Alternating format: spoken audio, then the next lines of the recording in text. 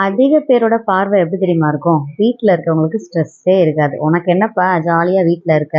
நாங்கலாம் வேலைக்கு போறோம். எங்களுக்கு தான் அதிகமா ஸ்ட்ரெஸ் இருக்கு." யார் சொன்னது வீட்ல இருக்கவங்களுக்கு ஸ்ட்ரெஸ் இருக்காதுன்னு? வேலைக்கு போறவங்க ஈஸியா சொல்லிக்கலாம். "இன்னைக்கு நான் லீவு. நான் எதுவுமே செய்ய மாட்டேன்." ஓகே. வீட்ல இருக்க ஒரு ஹோம் மேக்கர் வந்து என்னைக்கு அவங்களுக்கு லீவுன்னு சொல்லுங்க. தீபாவளி, பொங்கலோ அதெல்லாம் அவங்களுக்கு ஓவர் டைமு. மத்தபடி மத்த நாட்கள்ல வீட்ல இருக்கும்போது எந்த ஒரு ரெஸ்ட்டும் கிடையாது. எப்படினாலும் காலையில சமைக்கணும், மத்தியானம் சாப்பாடுக்கு ரெடி பண்ணி வைக்கணும், நைட்டும் சமைக்கணும். இது போக 2 டீ, காஃபி போடணும். இது போக பாத்திரம் கழுவணும், துணி துவைக்கணும். இது அப்படியே ரொட்டீனா வந்துட்டே இருக்கா? நம்ம பார்க்குற வேலைய தொடர்ந்து பார்த்துக்கிட்டே இருக்கும்போது ஒரு விதமான மன அழுத்தமே வந்துரும். ஒரு பொண்ணா, ஒரு ஹோம் மேக்கரா வீட்ல இருக்க பொண்ணுங்களுக்கு, எனக்கு இன்னைக்கு லீவு அப்படின்னு சொன்னா, அம்மா வீட்டுக்கு போய் ரெஸ்ட் எடுக்கிறது.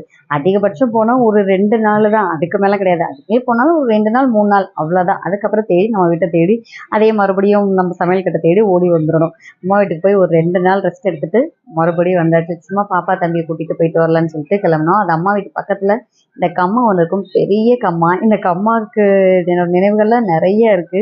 நான் சின்ன பிள்ளையா இருக்கும்போதெல்லாம் இந்த கம்மாயில எங்க அம்மா என்னை மிரட்டி வச்சிருப்பாங்க. "ஏன் அதுக்குள்ளலாம் போக்கூடாது, அதுக்குள்ள இறங்கக்கூடாது, பிள்ளைங்க கூப்பிட்டாங்கன்னா போக்கூடாது, அதுக்குள்ள முதல்ல விட்டுருக்காங்க." இப்படிலாம் சொல்லி ஏமாத்தி வச்சிருப்பாங்க. ரொம்ப பச்சை பிள்ளையா அப்பெல்லாம் அம்மா சொல்ல நம்பிருவேன். எதிர்த்து கூட பேச மாட்டேன், எதுவும் சொல்லவும் மாட்டேன். இப்ப நான் ஒரு வார்த்தை சொன்னா என் பிள்ளை என்னைய அம்புட்டு பேசுது, அவ்ளோ கொஸ்டின் கேட்குது. எங்க அம்மா ஒரு வார்த்தை சொன்னாங்கன்னா அந்த கொஸ்டின திருப்பி "அப்படியாம்மா? முதல்ல இருக்குமா?" அப்படின்னு கேட்டு சைலண்ட்டா போயிருந்து பக்கத்துல கூட போமாட்டேன். ஆனா இப்ப இது சொன்னா ஏதாச்சும் நம்புதா? எதுவுமே கேட்க மாட்டுதுக.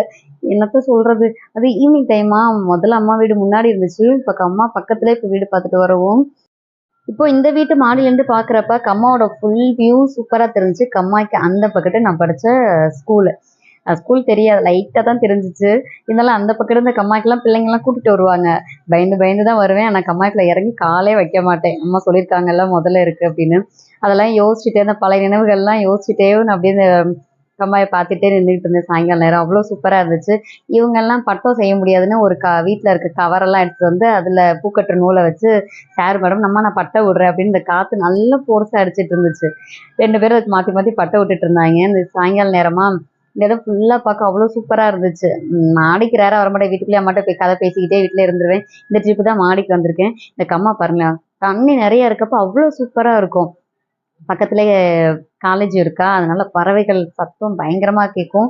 நல்லா இருக்கும். ஈவினிங் ஆனா அந்த பறவைகள் ஃபுல்லா அந்த மரத்த தேடி அடையிறதுக்கு, இந்த சவுண்டு, இந்த பழைய நினைவுகள்லாம் அப்படியே கொண்டு வர மாரி